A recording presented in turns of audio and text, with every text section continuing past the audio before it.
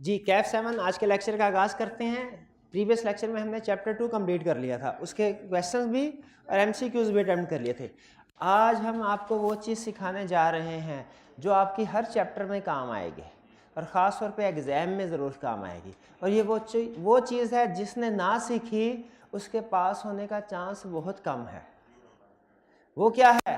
How to attempt case studies. आपने case studies को कैसे अटेम्प्ट करना है। और फिर आपका टेस्ट 1 हो चुका, चेक हो के आपको वापस मिल चुका, उसकी डिस्कशन अभी होनी है, तो उसकी डिस्कशन होगी। इसकी ये जो how to attempt case studies कैसे अटेम्प्ट करनी है आपने, ये चीज़ आपको मैं सिखाऊंगा। लेकिन जो डिस्कशन है ना टेस्ट की, ये हमारे टीए हैं आतिफ भाई, ये आपके साथ डिस्कस करेंगे, क्योंकि ये आपके टेस्ट वगैरह इन्होंने देखे हैं और आपकी जो वीकनेसेस हैं उनके बारे में खूबी वाकिफ़ हैं और आपको शेयर करेंगे, डिस्कशन करवाएंगे आतिफ। और केस स्टडीज़ कैसे अटेम्प्ट करनी है ये मैं आपको सिखाऊंगा, ठीक है जी। डिस्कशन में वैसे अगर आप समझें कि किसी क्वेश्चन में फर्दर उसको मज़ीद डिस्कस करना चाहते हैं आप, तो फिर बाद में मेरे से भी डिस्कस कर सकते हैं, कोई कबाहत की बात नहीं है इसमें। अभी क्या सीखने जा रहे हैं? केस स्टडीज़ को कैसे अटेम्प्ट करना है। अच्छा, हमारे एग्ज़ाम में 3 तरह के क्वेश्चन आएंगे। एक आएंगे एमसीक्यूज़, एक आएंगे कंसेप्ट रिव्यू क्वेश्चन यानी रटे वाले क्वेश्चन, और एक आएंगे केस स्टडीज़। मैं आपको एमसीक्यूज़ अटेम्प्ट करना नहीं सिखा रहा। क्यों नहीं सिखा रहा? वो तो आपको आता है। आता है? कैसे करते हैं एमसीक्यूज़ अटेम्प्ट? एमसीक्यूज़ होते हैं, आपने करेक्ट ऑप्शन लिखनी होती है, पेज के दरमियान में लाइन लगाई, लेफ्ट साइड पे एमसीक्यू नंबर लिखा, राइट साइड पे करेक्ट ऑप्शन लिखी। सिर्फ करेक्ट ऑप्शन लिखते हैं कि पूरा सेंटेंस भी? सिर्फ करेक्ट ऑप्शन। देखा, एमसीक्यूज़ अटेम्प्ट करने आते हैं आपको, ये सिखाने की जरूरत तो नहीं। रटे वाला क्वेश्चन भी आपको सिखाने की जरूरत नहीं कि कैसे करना है, सारी जिंदगी रटे ही तो लगाते आए हैं और छापते आए हैं। तो इसमें क्या होता है कि आपने कोई ना कोई चीज़ याद की होती है, आई कैप कहता है इसको प्रोड्यूस कर दो, आप कहते हैं ये लो छाप दिया, वो भी सिखाने की जरूरत नहीं। लेकिन केस स्टडी वो चीज़ है जो आप ज़्यादातर स्टूडेंट्स ने इससे पहले इसकी प्रैक्टिस नहीं की होती, ज़्यादातर स्टूडेंट्स ने।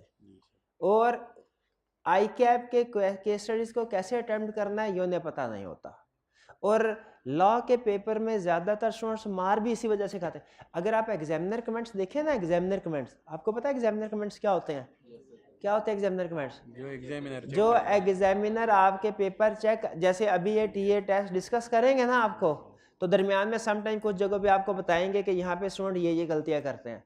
उसी तरह जो एग्जामिनर आपका पेपर चेक करता है वो भी आपकी गलतियां नोट करता रहता है और फिर अलहदा से एक डॉक्यूमेंट एग्जामिनर कमेंट्स की शक्ल में शेयर करता है, तो और उसमें बताता है कि क्वेश्चन नंबर 1 में ज़्यादातर स्टूडेंट्स ने क्या गलतियां की, क्वेश्चन नंबर 2 में क्या गलतियां की, 3 के पार्ट ए में क्या गलतियां की, बी में क्या गलतियां की। इनका मकसद क्या होता है? ताकि आप उन गलतियों को पढ़ें और आइंदा कम से कम ये गलतियां ना करें। लेकिन आप लोग एग्जामिनर कमेंट्स पढ़ते ही नहीं हैं, और पढ़ते हैं तो उसमें अमल भी नहीं करते, ज़्यादातर पढ़ते नहीं। कितने स्टूडेंट्स हैं जो एग्जामिनर कमेंट्स पढ़ते हैं? ये देखिए कितने, 4-5, ये मेरा हाल है 20% स्टूडेंट्स नहीं है। एग्जामिनर कमेंट्स में जो सबसे बड़ी रीज़न फेलियर की लॉ के पेपर में एग्जामिनर बता रहा है, पता क्या है? केस स्टडीज़ में पुअर प्रैक्टिस।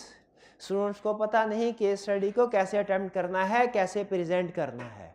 इसीलिए आपके इस पेपर का जो सबसे बड़ा मसला है कि केस स्टडी को कैसे अटेम्प्ट करना है, हम आज इंशाल्लाह वो डिस्कस करेंगे। और अगर आपने इस अप्रोच को अच्छे तरीके से समझ के इसको फॉलो किया तो उम्मीद है, और प्रैक्टिस भी की, तो उम्मीद है कि आइंदा आपकी ये जो प्रॉब्लम है ये कम हो जाएगी, ठीक है। और अगर अच्छी प्रैक्टिस करेंगे तो हो सकता है बिल्कुल ही ख़त्म हो जाए।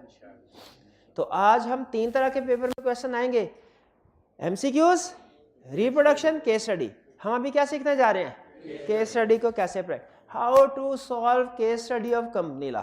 ये अप्रोच आपकी बुक के शुरू के 2-3 सफ़े के बाद आपको नज़र आ जाएगी, ठीक है। ये वही पेज है जो आपकी बुक में भी है।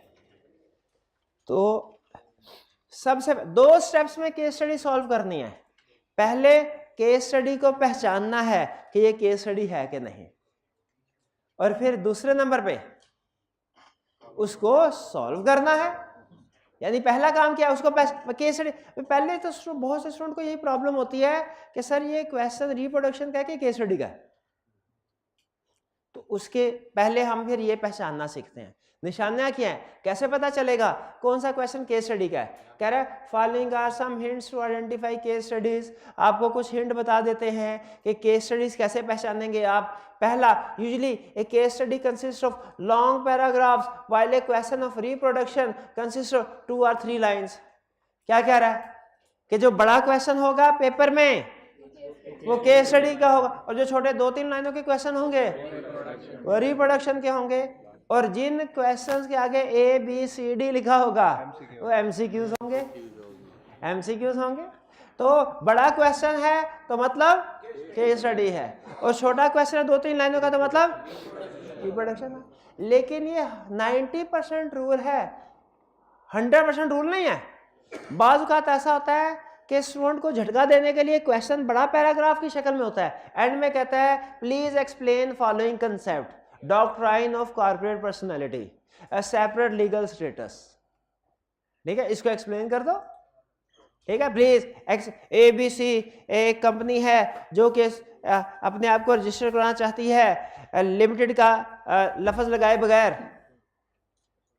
ये सारी कहानी पर एंड में क्या लिखा बताइए, वो कौन सी कंडीशन है जो उसको पूरी करनी पड़ेगी। तो बज़ाहिर लगता है ऐसे जैसे केस स्टडी है, पैरा बड़ा क्वेश्चन है, एंड पे रिक्वायरमेंट क्या है, एसोसिएशन नॉट फॉर प्रॉफिट की कंडीशन बताओ। तो बाज़ औक़ात ऐसा, लेकिन मोर देन 90% केसेस में ये रूल चलेगा। कौन सा रूल, कि बड़ा क्वेश्चन है तो केस स्टडी, और छोटा क्वेश्चन है तो रिप्रोडक्शन का क्वेश्चन। ये पहला आपको फर्क बताया पहचानने के लिए, जैसे आप पहचान लेंगे ये केस स्टडी का क्वेश्चन है कि रिप्रोडक्शन का। दूसरा फर्क, usually case study gives us specific information about a company and are some discussion और आर्गुमेंट्स बाय इट्स मेंबर और directors. Case will specify names of company members director. जब कभी क्वेश्चन के अंदर किसी कंपनी का नाम आ जाए, उसके डायरेक्टर मेंबर्स का नाम आ जाए, और आपस में उनकी कुछ गुफ्तो शुनीद हो रही हो, क्या हो रही हो, गुफ्तो शुनीद हो रही हो, कि कंपनी के डायरेक्टर का ये कहना है, मेंबर कहता है नहीं नहीं नहीं ऐसे है, कंपनी कहती है नहीं नहीं नहीं ऐसे है, फिर आपसे कहेगा बताओ बताओ बताओ कि कैसे है। तो जब आपसे ये पूछे, पहले दोनों का नाम बताएं, कंपनी का नाम, डायरेक्टर वगैरह के नाम, मेंबर्स के नाम, और फिर दोनों के आर्गुमेंट्स हों। एक बंदे का पॉइंट ऑफ व्यू कुछ हो रहा है, दूसरे बंदे का पॉइंट ऑफ व्यू कुछ हो रहा है, और आपसे कहे करो फैसला कौन सही है कौन गलत।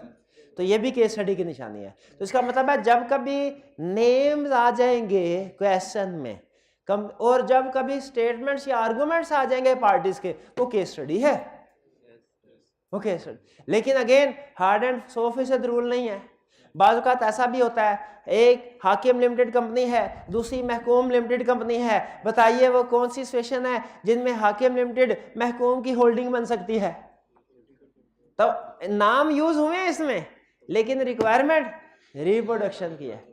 लेकिन अक्सर क्या होगा, अक्सर ये तो कभी कभार की बात करा, मोर देन 90% केसेस में क्या होगा कि जब उसने नेम्स इस्तेमाल कर लिए क्वेश्चन में, और कुछ आर्गुमेंट्स हैं कि मेंबर कह रहा है प्रॉक्सी वोट कर सकता है, कंपनी कह रही है प्रॉक्सी वोट नहीं कर सकता, बताओ इसमें क्या होगा। जब आर्गुमेंट्स देते आपको, जब स्टेटमेंट्स देते पार्टी की, तो वो क्या होगा, केस स्टडी होगी। तो 2 असूल बता दिए आपको। बताइए केस स्टडी कैसे पहचानेंगे, 2 टिप्स बताइए एग्जाम में कैसे पहचानेंगे केस स्टडी है। बड़ा क्वेश्चन है केस स्टडी, छोटा क्वेश्चन है रिप्रोडक्शन। दूसरा, नेम्स वगैरह कंपनीज के हैं और मेंबर्स डायरेक्टर्स की आपस में कुछ डिस्कशन स्टेटमेंट है, केस स्टडी है। ठीक है, आगे चलते हैं। तीसरा, normally requirements of case study. Usually requirement of case study asks you, case study की रिक्वायरमेंट में क्या होगा, कभी कहेगा एनालाइज द, ये वर्ड यूज करेगा। जब वर्ड आ जाए केस स्टडी रिक्वायरमेंट में, एनालाइज द सिचुएशन, तो समझ ले एनालाइज करना है, एनालिसिस करना है, केस स्टडी है। एनालिसिस करना है तो केस स्टडी है। जब कहे कमेंट करें, एडवाइज करें, वेदर स्टेटमेंट या प्रपोजल कंपनीज एक्ट के मुताबिक है कि नहीं, कमेंट करें, एडवाइस करें ये कंपनीज एक्ट के मुताबिक है कि नहीं, तो इसका क्या मतलब है, केस स्टडी है। तीसरा बताइए क्या कोर्स ऑफ एक्शन आप लेंगे इस जो भी प्रपोजल दिए हैं, कोर्स ऑफ एक्शन क्या होगा आपका इस सिचुएशन में बताइए। तो इसका क्या मतलब हुआ, केस स्टडी है। यानी केस स्टडी पहचानने की आपको 3 टिप्स बताए। पहली टिप, देख के फौरी तौर पहली नजर में। दूसरा, in body of the question को पढ़ के, इंफॉर्मेशन को पढ़ के, नेम्स यूज होंगे, स्टेटमेंट्स वगैरह यूज होंगी। तीसरा, रिक्वायरमेंट को पढ़ के। 3 हिंट्स आपको दिए केस स्टडी पहचानने के। पहला हिंट कौन सा है, पहली नजर में क्वेश्चन को देख के, बड़ा क्वेश्चन है छोटा, बड़ा तो केस स्टडी। दूसरा, क्वेश्चन को पढ़ के, क्वेश्चन के अंदर अगर नेम्स वगैरह यूज हुए, स्टेटमेंट्स पार्टी की यूज हो रही हैं, वो केस स्टडी है। और तीसरा हिंट क्या है, रिक्वायरमेंट। रिक्वायरमेंट्स में अगर एनालाइज करने को कह रहा है, वो कंपनीज एक्ट के मुताबिक है कि नहीं कोई चीज, वो पूछने को कह रहा है। ठीक है, ये कोर्स ऑफ एक्शन पूछ रहा है हमसे, तो इसका मतलब क्या होगा, वो केस भाई केस स्टडी पहचान लें। अगर केस स्टडी पहचान लें तो आइए अब आपके सामने आ रहा है स्टेप 2 नहीं, अभी स्टेप 2 नहीं, बल्कि अभी मैं देखना चाह रहा हूं आपको कुछ समझ आई कि नहीं आई। कैसे पता चलेगा मुझे आपको समझ आई कि नहीं? आपके सामने है इस वक्त आई कैप का मॉडल पेपर किस सब्जेक्ट का, कैफ 7 का मॉडल पेपर। आपने इससे पहले कैफ लेवल के पेपर दिए हुए ना? कितने स्टूडेंट्स ने पेपर नहीं दिया हुआ? कोई पेपर नहीं दिया कैफ? हाँ, सबने दिया। तो एडिशनल रीडिंग टाइम पता क्या होता है? 15 मिनट पहले क्वेश्चन पेपर आपको दे देते हैं, आप कहते हैं आंसर शीट भी दो, कहते हैं आंसर शीट नहीं मिलनी अभी, क्वेश्चन पेपर पढ़ लो पहले।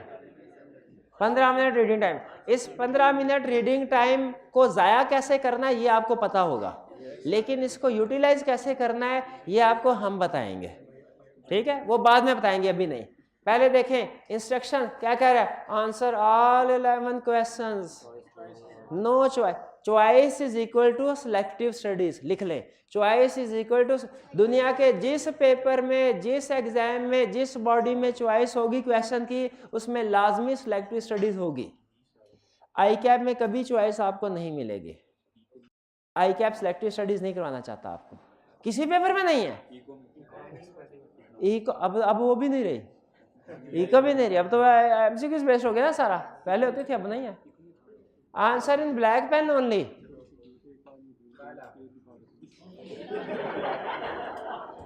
Multiple choice question must be answered in answer script only. MCQs किधर करने हैं, इसके ऊपर ही टिक्कू नहीं मार देने, अलहदा आंसर शीट पे करना है, दरमियान में लाइन लगा के।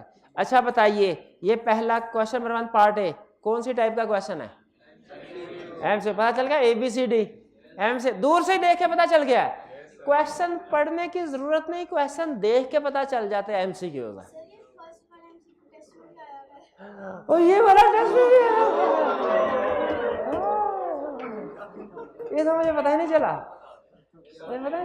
तो अच्छा है आपकी प्रैक्टिस हो गई। इसका मतलब ये है कि आपको जो टेस्ट दिए जा रहे हैं वो आई कैप के लेवल के हैं। सही है, साबित हो गया। अच्छा, हमारा इरादा नहीं था आई कैप के लेवल पे लेके जाने का, वो चला गया किसी ना किसी तरीके। 12 चलें आगे चलते हैं। क्वेश्चन 2 ये भी MCQ बेस्ड है, क्वेश्चन 3 ये भी MCQ बेस्ड है, 4 भी, 5 भी, 6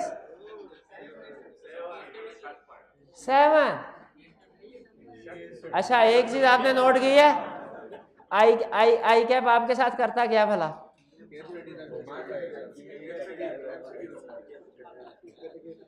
आपको जो MCQ आई कैप के स्टडी टेक्स्ट में प्रैक्टिस करवाने को कहता है ना, छोटे छोटे होते हैं और पेपर में देता है, और देखेंगे बड़े बड़े, एक छोटी मोटी केस स्टडी के बराबर MCQ है 1 नंबर का। हाँ जी, छोटी मोटी केस स्टडी है। और ये देख अगला क्वेश्चन भी देख, इतने बड़े क्वेश्चन आपको आई कैप की बुक में नॉर्मली नहीं मिलेंगे। इसका मतलब ये है आई कैप के सारे MCQs करके आप ये नहीं कह सकते कि हमारी एग्जाम लेवल की प्रिपरेशन, आपको मजीद प्रैक्टिस करनी पड़ेगी। ये भी MCQs, next MCQs, next MCQs, ये भी MCQs। MCQs 15 MCQs. अब बताएं, ये एमसीक्यूज हो गए, इसका मतलब 15 नंबर के एमसीक्यूज आएंगे। क्वेश्चन 2 बताइए, रिप्रोडक्शन का क्वेश्चन है के केस स्टडी का। अकबर खालिद नाम बता, पहला तो पैराग्राफ आ गए, फिर अकबर खालिद नाम आ गया, और से रिक्वायरमेंट भी comment on validity and suggest how over, तो इसका मतलब है ये केस स्टडी। आगे चलते हैं, पहचान लिया आपने। क्वेश्चन 3 ये भी केस स्टडी, ठीक है, नेम दिया। अच्छा लेकिन याद रखें, बाज़ औक़ात मैंने आपको बताया ऐसा होता है कि नेम यूज करता है लेकिन रिक्वायरमेंट सीधी होती है इसकी, तो ये मुझे छोटा, ये दरमियाना लग रहा है, ठीक है। हाँ, इसमें आप क्वेश्चन को पढ़ेंगे ना तो बज़ाहिर लग रहा है जैसे केस स्टडी स्टाइल में है, लेकिन असल में जब आप ये टॉपिक पढ़ लेंगे तो आपको पता चलेगा ये रिप्रोडक्शन का क्वेश्चन है। ये वाला क्वेश्चन 3 रिप्रोडक्शन का क्वेश्चन है। बाज़ औक़ात रिप्रोडक्शन के क्वेश्चन में भी नेम यूज कर लेता है ना, तो ये जब आप टॉपिक पढ़ लेंगे तब आपको पता चल जाएगा। फिलहाल सिर्फ आपकी जो सिखाया ना उसके लिहाज से प्रैक्टिस करवा रहा हूं। क्वेश्चन नंबर 4, क्वेश्चन नंबर 4 क्या है? बज़ाहिर नहीं, बज़ाहिर पैराग्राफ, लेंथी पैराग्राफ है, बिल्कुल लेंथी पैराग्राफ है। लेंथी पैराग्राफ केस स्टडी होती है कि रिप्रोडक्शन? केस स्टडी होती है। और फिर रिक्वायरमेंट में भी कह रहा है ये discuss the options available to FL, for discussion करनी हमने ऑप्शंस की, ये केस स्टडी है, ये केस। 5A बताइए, नेम यूज कर रहा है और है भी लेंथी, केस स्टडी, शाबाश। पार्ट बी ये भी केस स्टडी, शाबाश, पहचानने शुरू हो गए आप। नेक्स्ट क्वेश्चन नंबर 6 बताइए, डिफरेंट पार्ट्स है, हर पार्ट में डिफरेंट पार्टीज हैं, ये बताइए।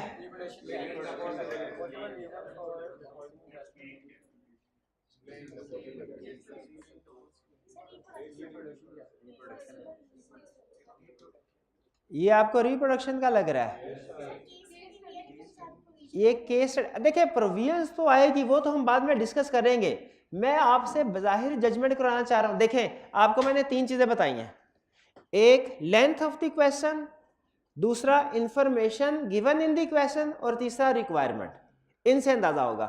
लेंथ ऑफ द क्वेश्चन बड़ी है, ये बता रही है केस स्टडी। क्वेश्चन के अंदर इंफॉर्मेशन, नेम्स यूज हुए हैं, पार्टीज यूज हुई हैं, पार्टीज के बारे में इंफॉर्मेशन बता रहा है, इससे भी पता चल रहा है ये केस स्टडी है, ठीक है। और रिक्वायरमेंट में explain the possible reason for holding investment in the, यानी उसकी हमें जस्टिफिकेशन मांग रहा है। तो ये प्रोबेबली केस स्टडी का क्वेश्चन है, प्रोबेबली केस स्टडी का क्वेश्चन है। समटाइम्स अगेन वही बात करूंगा जो थोड़ी देर पहले की थी, नेम यूज करता है लेकिन रिप्रोडक्शन का क्वेश्चन होता है, लेकिन वो आप तब पहचान पाएंगे जब आप वो टॉपिक कंप्लीट कर लेंगे। अभी तो मैं फिलहाल आपको सिर्फ जो सिखाया उसकी बेस पे डिसीजन करवा रहा हूं, ठीक है। तो ये उसकी बेस पे केस स्टडी है, और ये है भी केस स्टडी असल में। क्वेश्चन नंबर 7, हाँ ये पहचाना आपने, उसके डिफरेंट पार्ट्स है, हर पार्ट एक एक 2-2 लाइनों का है। ये एमसीक्यू सही कह रहा है, लग रहा है, लेकिन एमसीक्यूज में हर ऑप्शन के आगे मार्क्स नहीं होते भाई। हाँ वो भी 8 नंबर का एमसीक्यू, ऐसा कौन सा एमसीक्यू जो 8 नंबर का होगा? ये एमसीक्यू रिप्रोडक्शन का क्वेश्चन है। चले अब देखते हैं, आप पूछते हैं कि नहीं। क्वेश्चन नंबर 9, हाँ अब पहचानना शुरू ना। क्वेश्चन 8, सॉरी क्वेश्चन नंबर 8, ये कौन सा है? केस स्टडी, शाबाश, बड़ा क्वेश्चन है। Question number 9 part A, reproduction, हाँ जी शाबाश, 2-3 लाइनों का क्वेश्चन। और पार्ट बी नेम यूज कर रहा है, क्वेश्चन मॉडरेट है, ये मेरा हाल है केस स्टडी का बन, हाँ जी केस स्टडी, बिल्कुल एडवाइस करने को कह रहा है, बिल्कुल ये केस स्टडी है। क्वेश्चन 10 पार्ट ए,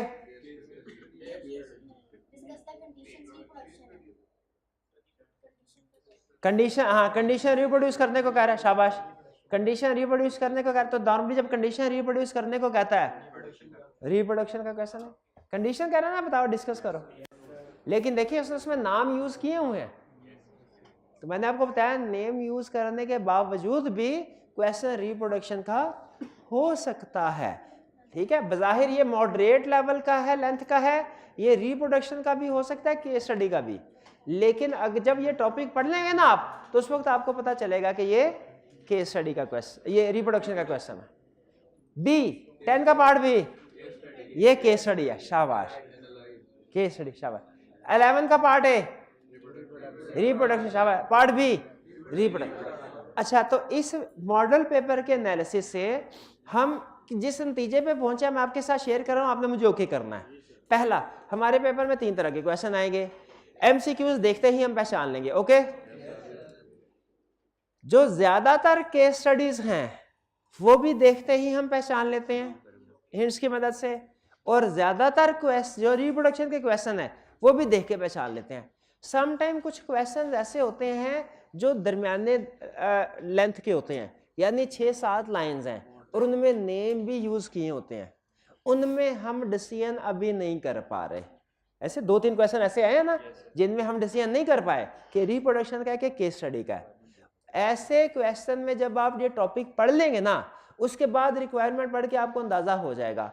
नॉर्मली इस तरह के क्वेश्चन रिप्रोडक्शन के होते हैं नॉर्मली, लेकिन बहरहाल आपको जब वो टॉपिक पढ़ लेंगे तो अंदाजा हो जाएगा। फिलहाल मैंने आपको ये बताया कि आपका सबसे पेपर में पहला डिसीजन ये होगा कि जो क्वेश्चन मैं अटेम्प्ट करने जा रहा हूं ये केस स्टडी है भी कि नहीं। तो आपने मोर देन 80% क्वेश्चन में केस स्टडी कर ले, आइडेंटिफाई कर ली कि ये केस स्टडी है। ऐसे अटेम्प्ट करना भी नहीं सिखाया, आइडेंटिफाई कर ली ना। अच्छा, मुझे बताइए अभी जो आपने पेपर देखा है उसकी बेस पे आपके पेपर में ज्यादातर रिप्रोडक्शन के क्वेश्चन आएंगे कि केस स्टडीज? Case studies. इसका मतलब है केस स्टडीज को सीखना हमारे लिए इसलिए भी जरूर, अगर हम सारे का सारा 100% याद भी कर लेना लेकिन केस स्टडी नहीं सीखी तो पास नहीं हो सकेंगे। तो अब हमने 80% से ज्यादा केसेस में ये पहचानना सीख लिया कि हमारे सामने जो क्वेश्चन है वो रिप्रोडक्शन का है या केस स्टडी का है। इससे एग्री करते हैं? ठीक है। अभी आपने 3 हिंट्स अपने सामने रखने हैं, length of the question, information given in the question और वर्ड्स यूज्ड इन रिक्वायरमेंट।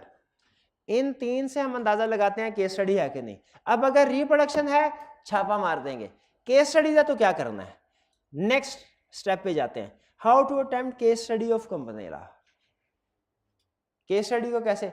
अपने आंसर को 2 हिस्सों में डिवाइड करें, अपने आंसर को 2 हिस्सों में डिवाइड करें। जब कभी कोई पूछे कि केस स्टडी को, लॉ की केस स्टडी को कैसे सॉल्व करना है, जब कभी कोई भी पूछे लॉ की केस स्टडी को कैसे सॉल्व करना है, तो आपने कहना है जैसे जज करता है।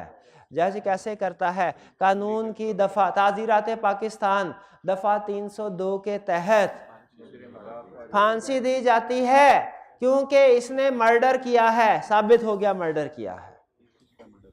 कानून ताजीरात कोई पूछे केस स्टडी, पूछे लॉ की केस स्टडी कैसे सॉल्व करनी है sir?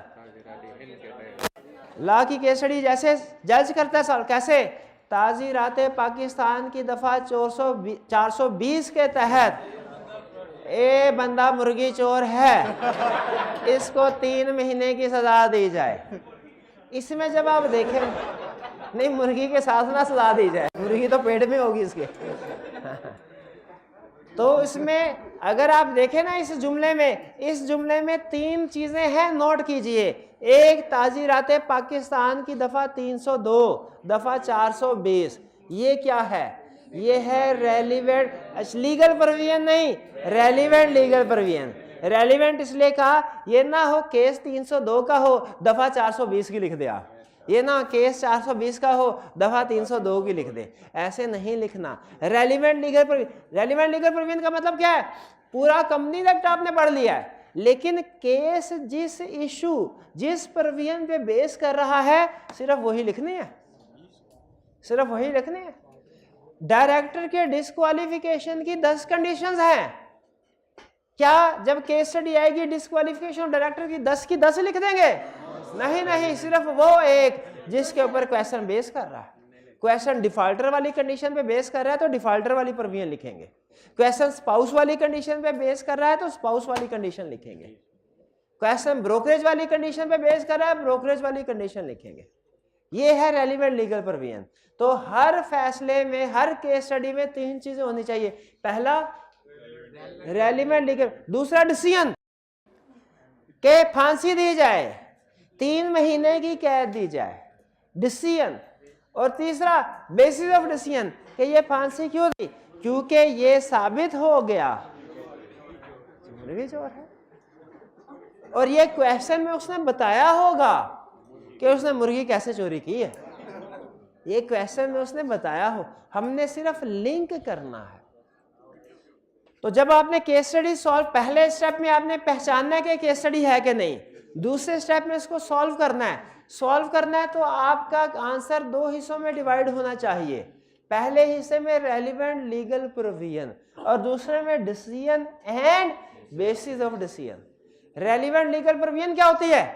Relevant, think about the chapter and learning objective on which this case is. Case पढ़ने के बाद सोचें ये किस चैप्टर का क्वेश्चन है, ये किस लर्निंग ऑब्जेक्टिव, ये डायरेक्टर्स वाले चैप्टर में से आया है।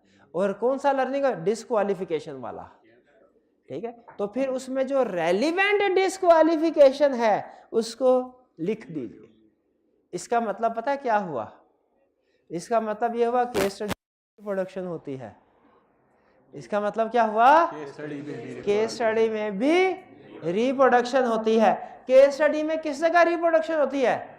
Relevant legal provision, relevant legal provision. ठीक है, रेलिवेंट लीगल प्रोविजन लिख दी। रेलिवेंट लीगल प्रोविजन कैसे पता चले कि कौन सी लिखनी है? क्वेश्चन को पढ़ेंगे तो आपको पता चल रहा है किस चैप्टर का, किस लर्निंग ऑब्जेक्टिव का क्वेश्चन है, तो उस लर्निंग ऑब्जेक्टिव की रेलिवेंट लीगल प्रोविजन लिख देंगे। फिर उसके बाद क्या करना है? उस लीगल प्रोविजन की बेस पे फैसला करना है कि डायरेक्टर क्वालिफाइड है कि डिसक्वालिफाइड। आप लिखें डायरेक्टर इज डिसक्वालिफाइड, ये आपका क्या है? डिसीजन। अच्छा मुझे बताइए, अभी थोड़ी देर पहले मैंने आपसे कहा एग्जामिनर कमेंट्स में सबसे बड़ी रीजन क्या बताता है एग्जामिनर फेल होने के बच्चों के? केस स्टडी की प्रैक्टिस नहीं करते, केस स्टडी वीक है। और केस स्टडी में वर्स्ट एरिया जो पुअरली परफॉर्म्ड होता है वो कौन सा होता है? Basis of decision, basis of decision. ज्यादातर बच्चे क्या करते हैं? सिर्फ डिसीजन लिख के कहते हैं केस सॉल्व हो गया। कहता है डिसीजन के तो मार्क्स कम होते हैं, डिसीजन का आधा नंबर है, 1.5 नंबर बेसिस ऑफ डिसीजन का है।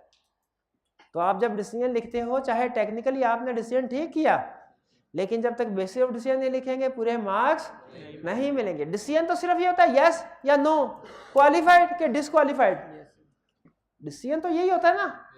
बेसिस ऑफ डिसीजन में बताना डायरेक्टर इज डिसक्वालिफाइड, क्यों? Because he is defaulter of a financial institution। Director या कैसे? डायरेक्टर इज क्वालिफाइड, ये मेरा डिसीजन है, director is qualified because this disqualification applies only on listed company and this is an unlisted company. ये क्या है आगे? Basis of decision. तो यस या नो, क्वालिफिकेशन ये डिसीजन है, और आगे बिकॉज बेसिस ऑफ डिसीजन। तो बताइए एग्जाम में सिर्फ डिसीजन लिखना है कि डिसीजन और बेसिस ऑफ डिसीजन दोनों लिखने हैं? दोनों लिखने हैं। यही समझा रहा है कि पहले रेलिवेंट लीगल प्रोविजन लिखे। रेलिवेंट लीगल प्रोविजन में क्या करना है? चैप्टर लर्निंग ऑब्जेक्टिव पहुंचे, reproduce that concept here but only that portion which is relevant to case, whole concept is not to be produce. सारे का सारा, ये अहम चीज आपको बता रहा हूं, अभी समझ नहीं आ रही होगी। क्यों समझ नहीं आ रही? भला अभी आपको लग रहा है कि आपको समझ आ रही है, और मुझे पता है कि आपको पूरी समझ नहीं आ रही। क्यों नहीं आ रही? जब तक अपने हाथ से नहीं इस अप्रोच को निकालेंगे ना, सही तरीके से जेहन में नहीं बैठेगी। अभी तो मोटी मोटी चीजें आपको समझ में आ रही होंगी। केस स्टडी पहचाननी है, फिर उसके बाद एक हेडिंग देनी है रेलिवेंट लीगल प्रोविजन और एक basis of decision, decision and bases of decision. ये सिर्फ आपको अभी तक इतना ही समझ आ रहा होगा। लेकिन जब आप इसको क्वेश्चन को सॉल्व करेंगे ना, तब आपको पता चलेगा कि मैंने बात कही थी कि रेलिवेंट लीगल प्रोविजन लिखनी है, सारे का सारा कंसेप्ट प्रोड्यूस नहीं करना, सिर्फ जो केस से रेलिवेंट, इसका मतलब क्या है? जब आप क्वेश्चन खुद से करेंगे और सोल्यूशन के सजेस्टेड सोल्यूशन के साथ कंपेयर करेंगे तब पता चलेगा इस बात का कि रेलिवेंट लीगल प्रोविजन में और लीगल प्रोविजन में क्या फ़र्क है। लेकिन अभी फिलहाल अगर आप सुन लें और याद भी कर लेना तो बहुत है। अभी का मकसद यही है, क्योंकि अभी तो 3-4 महीने पड़े हैं आपको समझाने के, प्रैक्टिस करवाने के लिए।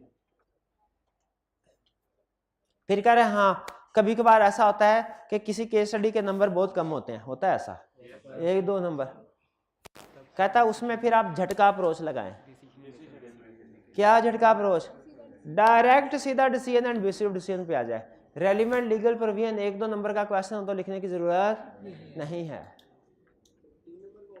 3 नंबर का हो फिर भी ना, नहीं सॉरी 3 नंबर का हो फिर लिखें।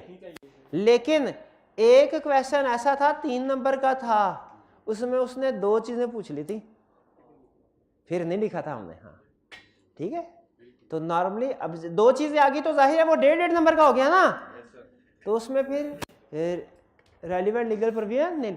तो जब आप बुक में देखेंगे ना, कुछ केस स्टडी के सॉल्यूशन में रेलिवेंट लीगल प्रोविजन लिखी होगी, कुछ में नहीं लिखी होगी। बताइए क्यों नहीं लिखी होगी कुछ केस स्टडीज के सॉल्यूशन में? हाँ जी, उनके नंबर कम होंगे, 1-2 नंबर होंगे जी।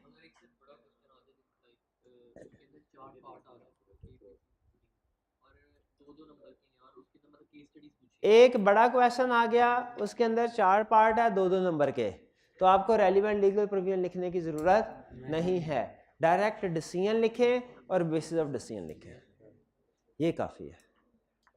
ठीक है जी, ये बात समझ आ गई? You can omit this part if marks are 2 or less, if marks are less, for example 2, अगर 2 या उससे कम है तो फिर ये वाला पार्ट कौन सा? डिसीजन में क्या लिखेंगे? सबसे पहले डिसीजन लिखें। डिसीजन का यस है या नो है या क्वालिफाइड या डिसक्वालिफाइड, या अब वो पूछेगा ये स्टेटमेंट बताओ कंपनीज एक्ट के मुताबिक है कि नहीं, हम कहेंगे yes this is in accordance with companies act, या लिखेंगे no this is not in accordance with companies act. ये हमारा डिसीजन है। फिर उसके बाद गिव रीजंस है। ये है वो चीज जो आपको सीखते सीखते टाइम लगेगा और लिखना पड़ेगा। ये चीज जो है ना, गिव रीजन या बेसिस ऑफ डिसीजन, लिखे बगैर, रिटन प्रैक्टिस के बगैर नहीं आ सकती, कंफर्म है। बाकी की चीजें सुनने में आपको समझ आ गई होगी, लेकिन ये जब तक रीजंस लिखना सीखेंगे नहीं तब तक नहीं आएगा। रीजन का मतलब क्या है? रीजन का मतलब है कि जो क्वेश्चन के अंदर उसने इंफॉर्मेशन दी है, जैसे पार्टीज का नाम यूज किया है, रिलेशंस बताए हैं, डेट्स बताई होती हैं, बाज़ औक़ात उसने बताया था 1 अप्रैल, फिर 30 दिन हमने काउंट करने होते हैं, 45 दिन, 60 दिन। आपने क्वेश्चन के अंदर जो इंफॉर्मेशन गिवन दी हुई है उसको आपने रेलिवेंट लीगल प्रोविजन के साथ रिलेट करना है, और फिर सबसे अहम चीज बैंड में लिखी है, this is the real skill which requires practice. ये आपको 2-4 दिन में स्किल नहीं आएगी, इसमें आपको महीना जरूर लगेगा प्रैक्टिस करने में, रीजन यानी बेसिस ऑफ डिसीजन लिखने में। लेकिन हम आइंदा जब भी प्रैक्टिस करेंगे ना, तो मैं वक्तन फवक्तन आपसे जो केस स्टडी डिस्कस करूंगा वो इस अप्रोच के मुताबिक करूंगा। इससे पहले इस अप्रोच के मुताबिक डिस्कस नहीं करता था, लेकिन अब आइंदा जो केस स्टडीज होंगी ना, मेरी कोशिश होगी डेली बेसिस पे कम से कम 1-2 केस स्टडी जरूर आपके साथ जो डिस्कस करूँ ना असाइनमेंट में, वो इस फॉर्मेट के मुताबिक हो, ताकि आपको पता चल जाए कि आपने इसको कैसे अप्लाई करना है। ठीक है जी। और एंड पे आखिरी चीज लिखी है, स्टूडेंट आगे कहता है क्या सर ये हेडिंग देना जरूरी है, इंफॉर्मेशन होना जरूरी है, रेलिवेंट लीगल प्रोविजन लिखनी चाहिए, डिसीजन भी होना चाहिए, बेसिस ऑफ डिसीजन भी होना चाहिए, लेकिन इनकी हेडिंग हो ये लाजमी नहीं है। हेडिंग के बगैर भी आप, लेकिन हेडिंग देना बेहतर है। मेरी रिकमेंडेशन है कि आप हमेशा हेडिंग दिया कीजिए। लेकिन ये भी आपको बताता चलूँ, आई कैप का जो सजेस्टेड सॉल्यूशन होता है उसमें नॉर्मली हेडिंग्स नहीं होती, इसका मतलब है हेडिंग के बगैर भी एक्सेप्टेबल है, लेकिन हेडिंग के बगैर थोड़ा मसला हो जाता है, आपको पता नहीं चलेगा रेलिवेंट लीगल प्रोविजन कहाँ खत्म हुई और decision and bases of decision कहाँ से शुरू हुए, बाजू का मिक्स हो जाती है चीज़ें, तो इसीलिए हेडिंग दे देना हमेशा बेहतर है। तो कुछ समझ आया आपको केस स्टडी को कैसे सॉल्व करना है? तो बताइए केस स्टडी को सॉल्व करने के 2 स्टेप्स क्या है? स्टेप नंबर 1 में क्या करना है? पहचानना है कि पहले ये केस स्टडी का क्वेश्चन है भी कि नहीं, और फिर अगर केस स्टडी का क्वेश्चन, कैसे पता चलेगा केस स्टडी का क्वेश्चन है? लेंथ ऑफ द क्वेश्चन से, क्वेश्चन के अंदर जो इन्फॉर्मेशन दी है उससे, और रिक्वायरमेंट से। और जब पता चल गया ये केस स्टडी है, फिर क्या करना है? फिर 3 चीजें लिखनी है। क्या? Relevant legal provision, decision, basis of. इसमें सबसे ज्यादा प्रॉब्लम आपको किस में होएगी? बेसिस ऑफ डिसीजन लिखने में। लेकिन अगर आप रोज के 2-2, 3-3 केस स्टडी भी सॉल्व करते गए ना, तो महीने के अंदर अंदर आप एक्सपर्ट हो जाएंगे केस स्टडीज को अटेम्प्ट करने के। लेकिन अगर आप प्रैक्टिस करते रहे तो, वरना नहीं। कोई क्वेश्चन पूछना चाहते हो तो पूछ लीजिए। जी जी जी जी।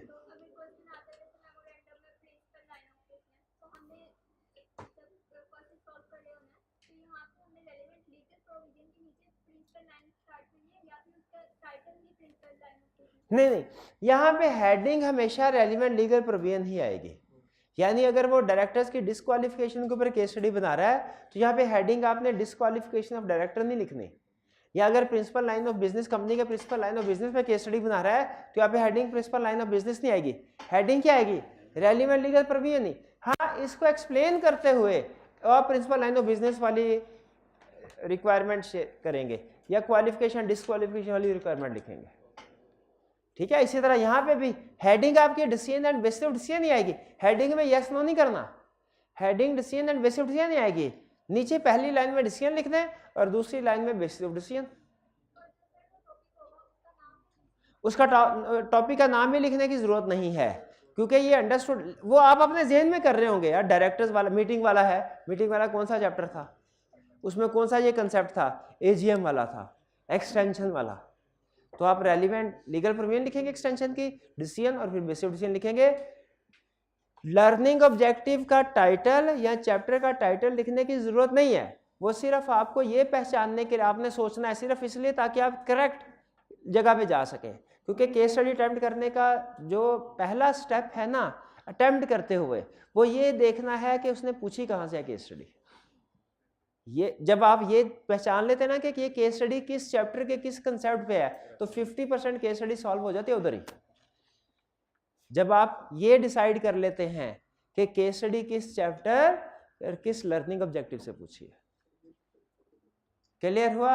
अच्छा, अब ये थी अप्रोच। आपने घर जाके इसको पढ़ लेना है अप्रोच को, ताकि जब हम कल यहाँ पर में केस स्टडी डिस्कस करें ना, मैं आपसे पूछूं कि अच्छा सबसे पहले क्या करना है, तो आपको पता हो सबसे पहले पहचानना है केस स्टडी है कि नहीं। फिर मैं आपसे कहूँगा पहचानो, कैसे पता चला ये केस स्टडी है।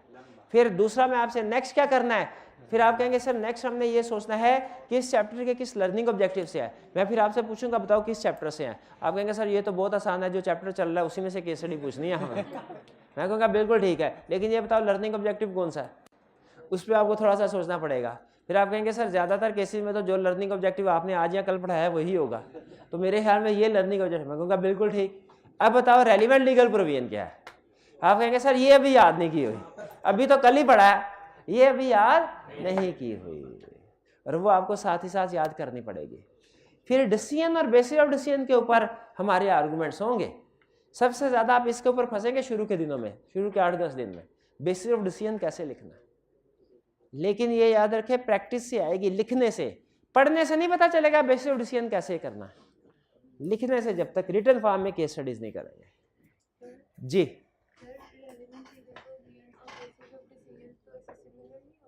नहीं नहीं नहीं, रेलिवेंट लीगल प्रोविजन और बेसिस ऑफ डिसीजन सिमिलर नहीं है।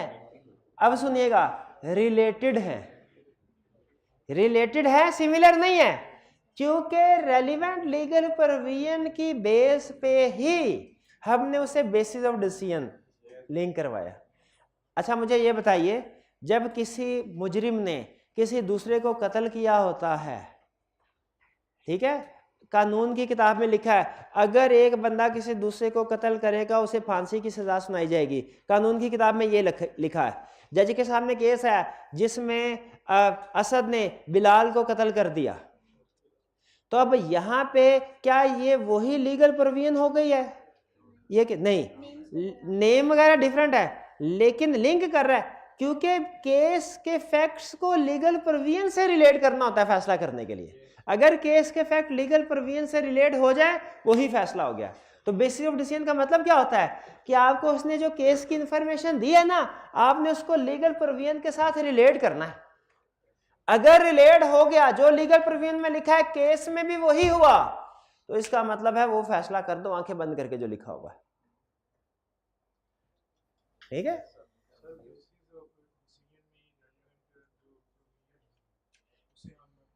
बेसिस ऑफ डिसीजन में रेलिवेंट लीगल प्रोविजन नहीं आएगी, लेकिन बेसिस ऑफ डिसीजन में रेलिवेंट लीगल प्रोविजन से लिंक क्रिएट होगा। यानी यूं समझ लीजिए आसान अल्फाज, चलें आपकी लैंग्वेज में आपको बता देता हूं। आपने बेसिस ऑफ डिसीजन में रेलिवेंट लीगल प्रोविजन को ही एक तरह से दोबारा लिखना है, लेकिन जनरल में फॉर्म में नहीं, जो केस स्टडी में नाम वगैरह दिए हुए उस शक्ल में। क्लियर हो गया। अगर केस स्टडी में लिखा हुआ है defaulter of a bank is defaulter of a financial institution is disqualified for appointment of the auditor, तो आपने नीचे क्या लिखना है, mister A is defaulter of BCD bank limited, therefore he is disqualified for appointment as director. यानी वही relevant legal provision, लेकिन question की गिवन इंफॉर्मेशन को यूज करते हुए। भाई बात समझ आई? ये है हमारी केस स्टडी कैसे सॉल्व होगी। क्लियर?